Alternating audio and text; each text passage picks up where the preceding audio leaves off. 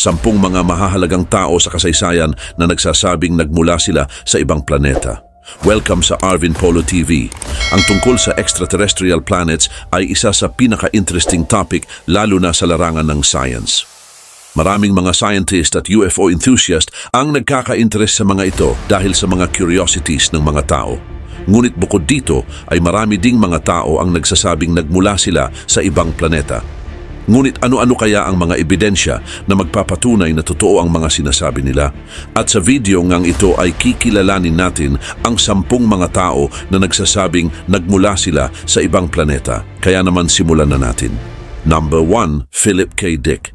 Si Philip K. Dick ay isang kilalang writer ng science fiction mula sa Amerika. Ipinanganak siya noong December 16, 1928 sa Chicago, Illinois at namatay noong March 2, 1982 sa Santa Ana, California.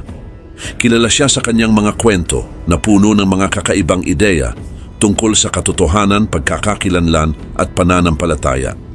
Isang bahagi ng kanyang buhay na talagang kakaiba ay ang kanyang pahayag na siya ay mula sa ibang mundo o dimensyon. Ito ay tinatawag niyang 2374 na mga karanasan na nangyari noong February at March ng 1974. Ayon kay Dick ay nagkaroon siya ng mga kakaibang pangitain at pakikipag-ugnayan sa isang entity na tinawag niyang Vast Active Living Intelligence System o VALIS. Inilarawan ni Dick ang mga karanasang ito bilang mga vision at telepathic communication na nagbigay sa kanya ng kaalaman tungkol sa mundo at universe. Sabi niya, ang entity na ito ay nagbigay sa kanya ng impormasyon na hindi niya alam dati at nagbigay ng gabay sa kanyang buhay at pagsusulat. Naniniwala siya na ang mga pangitain na ito ay mula sa isang reality o ibang dimension.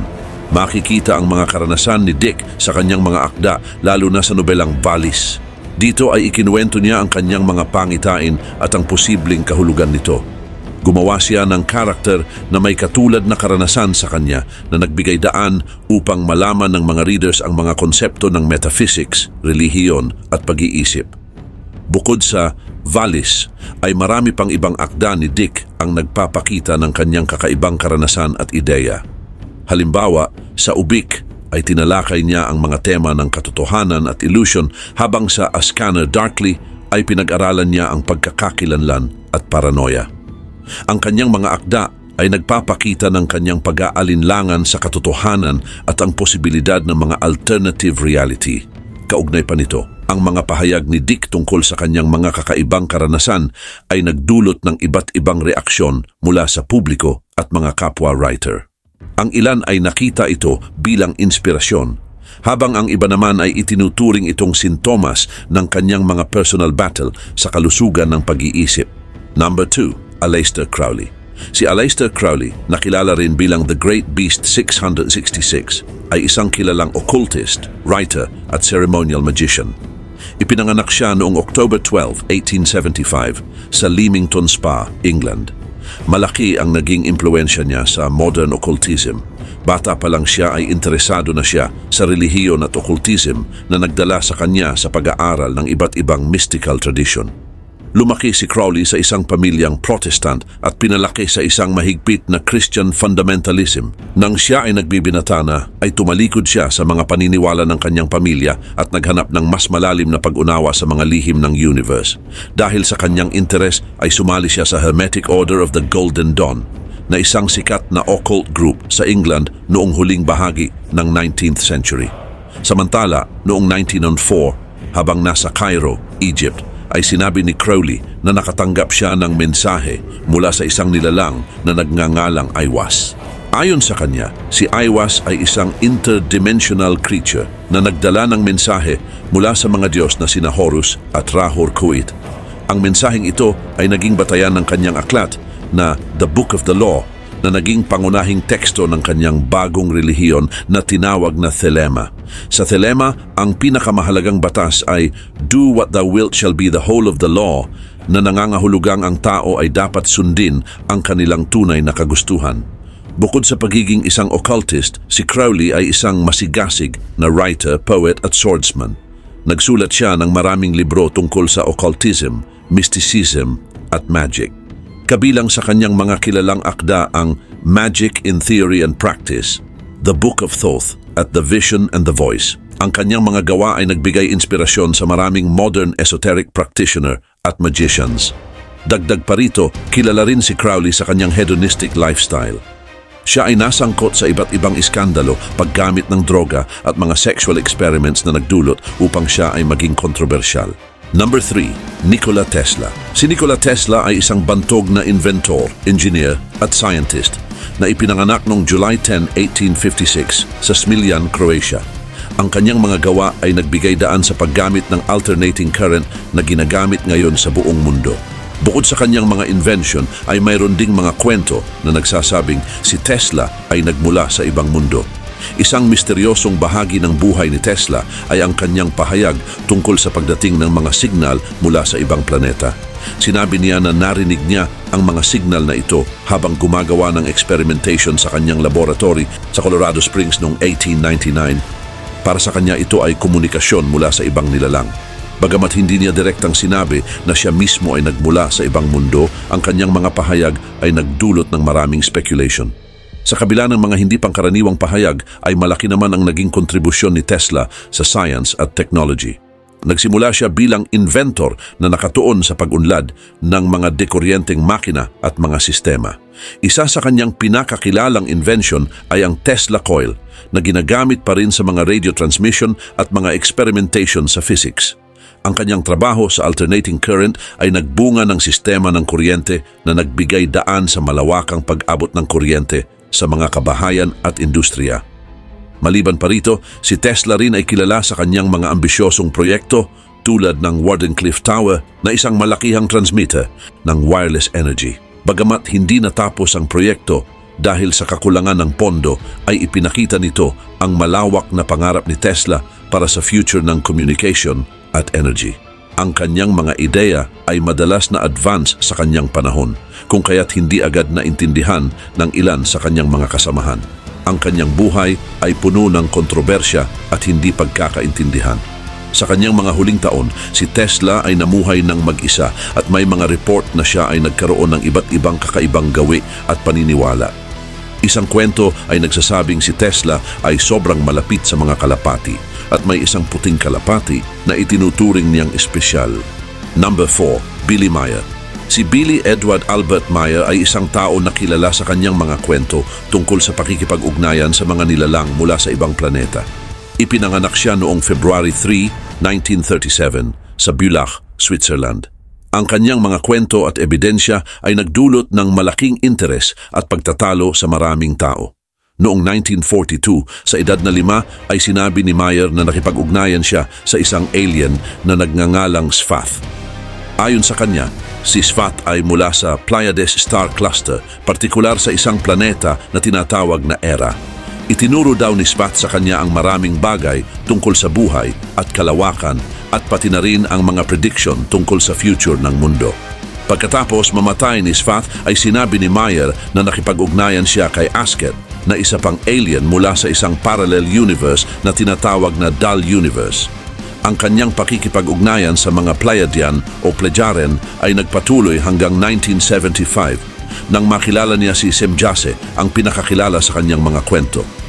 Ayon kay Meier, si Semjase at iba pang mga Plejaren ay bumisita sa kanyang sakahan sa Switzerland at nagbigay ng mga mensahe para sa sangkatauhan. Si Meier ay nagpakita ng maraming picture, pelikula at iba pang ebidensya bilang patunay ng kanyang mga pakikipag-ugnayan sa mga alien. Ang mga pictures ng mga Pleiadian spacecraft ay ilan sa mga pinaka-controversial image ng UFO. Sinuri ito ng maraming eksperto at sinasabing ilan sa mga pinakamatibay na ebidensya ng pagbisita ng mga nilalang mula sa ibang planeta. Ngunit marami rin ang nagsasabing peke ang mga ito. Bukod sa mga pictures ay nagbigay din si Meier ng mga prediction tungkol sa future ng mundo. Ayon sa kanya, marami sa kanyang mga prediction ang nagkatotoo tulad ng mga natural calamities, climate change at mga digmaan. Pero maraming kritiko ang nagsasabing ang kanyang mga prediction ay mga hula lamang na maaring mangyari kahit walang espesyal na kaalaman. Samantala, noong 1975 ay itinatag ni Meier ang Free Community of Interests for the Border and Spiritual Sciences and Ufological Studies. na isang organisasyon na sumusuporta at nagpapakalat ng kanyang mga turo at impormasyon tungkol sa mga alien. Number 5. George Adamski. Si George Adamski ay isang kilalang tao pagdating sa UFO phenomena noong 1950s at 1960s. Ipinanganak siya noong April 17, 1891 sa Poland at lumipat sa United States noong siya ay bata pa lamang. Lumaki siya sa New York City at kalaunan ay nanirahan sa California kung saan nagturo siya ng Hindu philosophy at mga metaphysical ideas. Noong November 20, 1952, ay sinabi ni Adamski na nakipagtagpo siya sa isang alien na nagngangalang Orthon sa disyerto ng California. Ayon sa kanya, si Orthon ay mula sa Venus at pumunta sa Earth para magbigay ng mensahe ng kapayapaan at babala tungkol sa paggamit ng mga nuclear weapons. Inilarawan niya si Orthon bilang isang matangkad na nilalang na mukhang tao, may mahabang buhok at kulay blue na mga mata. Ang kwentong ito ang naging sentro ng kanyang mga libro tulad ng Flying Saucers Have Landed na isinulat niya kasama si Desmond Leslie noong 1953 at Inside the Spaceships noong 1955. Samantala nagpatuloy si Adamski sa pagsasalaysay ng mga pakikipagtagpo sa mga nilalang mula sa iba't ibang planeta kasama na ang Mars at Saturn. Sinasabi niya na nakasakay siya sa mga spaceship at bumisita sa kanilang mga planeta. Sa kanyang mga libro at lecture ay idinetalye niya ang technology, kultura at pamumuhay ng mga tinaguriang Space Brothers na ayon sa kanya ay nagmamalasakit sa sangkatauhan. Ngunit marami ang nagduda sa mga kwento ni Adamski at naging kontrobersyal siya. Maraming skeptics ang nag-alinlangan sa kawalan ng malinaw na ebidensya at sinabing peke ang mga pictures ng UFO na ipinakita ni Adamski. Pero mayroon din namang mga sumuporta at naniwala sa kanya. At noong 1963, bago siya pumanaw noong April 23, 1965, ay nakipagtagpo si Adamski kay Queen Juliana ng Netherlands na isang pangyayaring nagpatibay sa kanyang reputasyon.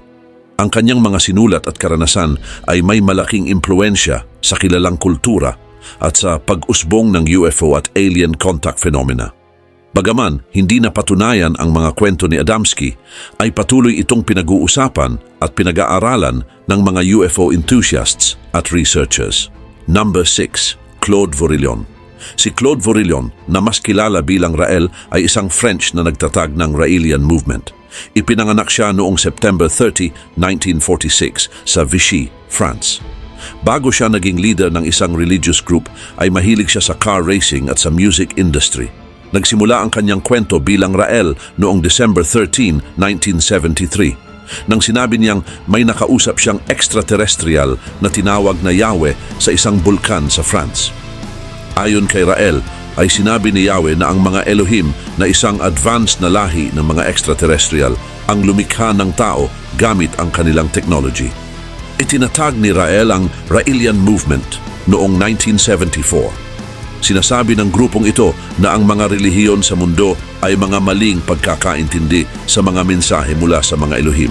Ayon sa kanila, ang mga Elohim ang nagpadala ng mga propeta tulad nina Moises, Buddha at Jesus upang gabayan ang mga tao, pero hindi tama ang pagkakaintindi ng mga tao sa kanilang mensahe. Naniniwala rin ang Raelian movement na ang science at technology ang susi sa kapayapaan at pag-unlad ng sangkatauhan.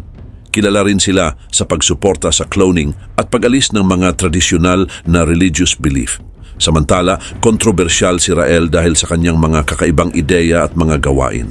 At noong 2002 ay sinabi ng Clonaid, isang kumpanyang konektado sa Raelian movement, na nagtagumpay sila sa pag-clone ng isang tao na pinangalanang Eve.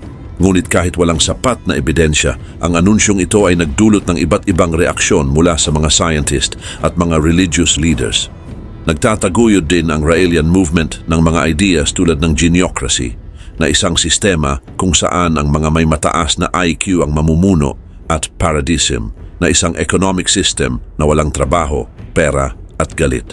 Pero bukod sa kanyang religious activities, ay aktibong writer din si Rael. Nagsulat siya ng ilang mga libro tulad ng The Book Which Tells the Truth at Intelligent Design, Message from the Designers. Ang mga librong ito ay naglalaman ng kanyang mga karanasan at mga aral mula sa mga Elohim. Isinalin ang kanyang mga akda sa iba't ibang wika at ginagamit na basehan ng mga aral ng Raelian movement. Ang mga librong ito ay naglalaman ng mga paliwanag tungkol sa mga paniniwala ng mga Raelian at mga gabay sa pamumuhay ayon sa kanilang mga prinsipyo. Number 7, Elizabeth Clara. Si Elizabeth Clara ay isang kilalang tao sa pag-aaral ng UFO sa South Africa. Sumikat siya dahil sa kanyang mga kwento tungkol sa pakikipag-ugnayan sa mga dayuhan. Ipinanganak siya noong July 1, 1910 sa Mooi River, Natal, South Africa. Bata pa lang siya ay mahilig na siya sa mga bituin at astronomy. Ang kanyang mga karanasan ay nagdulot ng malaking interes at kontrobersya sa komunidad ng mga nag-aaral ng UFO. Samantala noong 1954 ay nagsimula ang pinakakontrobersyal na bahagi ng kanyang buhay. Sinasabi niyang nakita at nakausap niya ang isang dayuhan na nagngangalang Akon. Ayon kay Clarer, si Akon ay mula sa Meton Planet na bahagi ng Alpha Centauri. Ang unang pagkikita nila ay nangyari sa isang burol sa Drakensberg Mountains. Sinasabi niya na isinakay siya sa isang spaceship at dinala sa Meton. Subalit sa kanyang mga aklat, tulad ng Beyond the Light Barrier na inilabas noong 1980, ay detalyadong ikinuwento ni Clarer ang kanyang mga karanasan. Sinasabi niya na nagkaroon sila ng relasyon ni Akon at nagkaroon ng anak na lalaki na si Eiling. Ayon sa kanya, nanatili siya sa Meton ng ilang buwan at nakita ang buhay ng mga tao roon. Inilarawan niya ito bilang tahimik at napaka-advanced sa technology. Ngunit kahit na detalyado ang mga kwento ni Clarer, ay marami pa rin ang hindi naniniwala sa kanya. Ang kanyang mga kwento ay itinuturing na isa sa mga pinakakontrobersyal sa pag-aaral ng UFO. Pero may mga tagasunod din siya na naniniwala sa kanyang mga sinabi. Ang kanyang mga aklat ay patuloy na pinag-aaralan at tinatalakay sa komunidad ng mga nag-aaral ng UFO. Bukod sa kanyang mga kwento, si Clarer ay isa ring babae na may mataas na pinag-aralan. Nag-aral siya sa Natal University at naging isang meteorologist. Ginamit niya ang kanyang kaalaman sa science at kalikasan para suportahan ang kanyang mga pahayag tungkol sa kanyang mga karanasan. Subalit habang tumatanda ay patuloy na ibinabahagi ni Clarer ang kanyang mga kwento at kaalaman. Naging tagapagsalita siya sa iba't ibang conference tungkol sa UFO sa buong mundo. Number 8, Valiant Thor. Si Valiant Thor ay isang misteryosong nilalang na sinasabing galing sa Venus at dumating sa Earth noong 1957. Ayon sa libro ni Dr. Frank E. Stranges na Stranger at the Pentagon, si Valiant Thor ay may misyon na tulungan ang mga tao na maiwasan ang nuclear war at magdala ng kapayapaan sa mundo. Sinasabing nakipagkita siya kay Pangulong Dwight D. Eisenhower at iba pang matataas na opisyal sa Pentagon. Inilarawan siya bilang matangkad, gwapo, may payat na katawan at may anyong maladyos. Marunong din siyang magsalita ng maraming wika. Ayon sa kwento, nanatili si Valiant Thor sa Pentagon ng 3 taon. Doon ay nagtrabaho siya sa gobyerno ng United States. Si Thor ay nagdala din ng mensahe ng kapayapaan at nag-alok ng tulong sa pamamagitan ng TWBS-NI. Pero tinanggihan ito ng gobyerno dahil natakot sila na mawalan ng kapangyarihan. Ngunit maraming tao ang nagdududa sa pagkakakilanlan ni Valiant Thor at sa kanyang misyon. Pero may mga naniniwala na siya ay totoong nilalang mula sa ibang planeta na gustong tumulong sa sangkatauhan. Subalit ayon naman kay Dr. Frank E. Stranges, si Valiant Thor ay hindi lang taga-Venus kundi miyembro rin ng isang mas mataas na lipunan na naglalakbay sa iba't ibang planeta para magdala ng kapayapaan at kaalaman.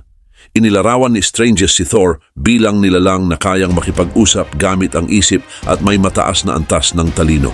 Ang kanyang misyon ay hindi lang para sa gobyerno ng United States kundi para sa buong sangkatauhan para magdala ng kapayapaan at pagkakaisa. Gayun din, ang kwento ni Valiant Thor ay patuloy na kinagigiliwan ng mga mananaliksik at taga-subaybay ng UFO at mga buhay mula sa ibang planeta. Bagaman marami ang nagdududa sa katotohanan ng kanyang existence, ang kanyang kwento ay nananatiling isa sa mga pinakakapansin-pansing kwento ng pakikipag-ugnayan ng tao sa mga nilalang mula sa ibang planeta. Number 9, Ruth Norman. Si Ruth Norman na kilala rin bilang Uriel ay isang kontrobersyal na tao na nagsabi na siya ay galing sa ibang mundo.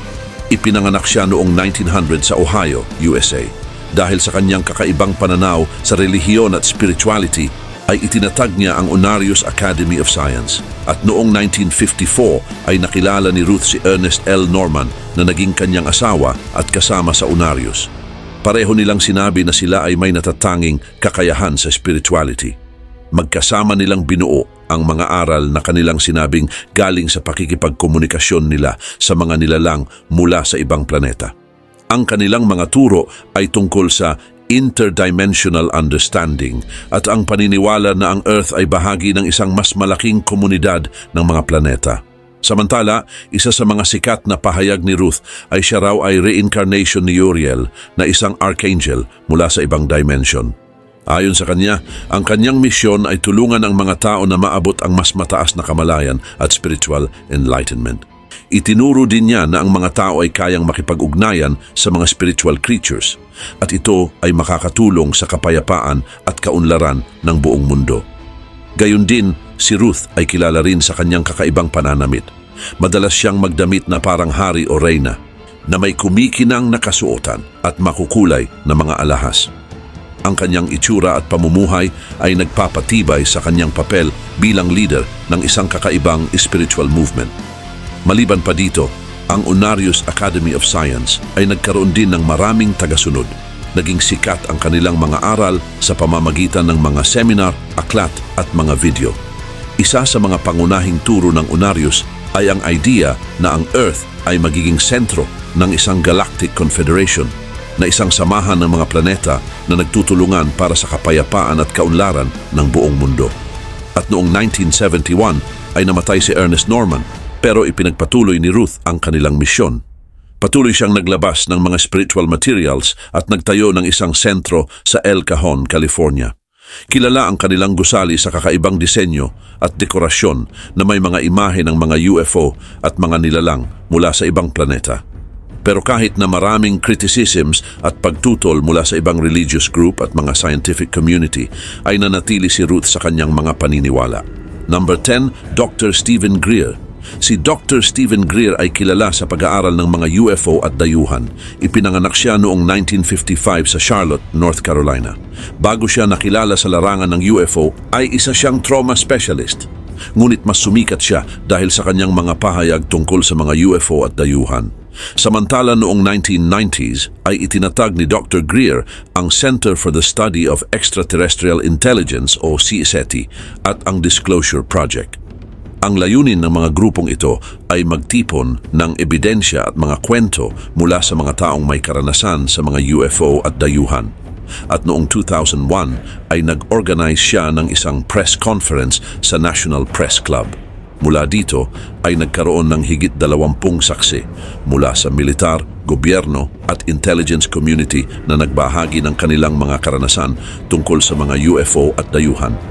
Ayon kay Dr. Greer, maraming technology ng UFO ang na-recover at pinag-aralan ng gobyerno.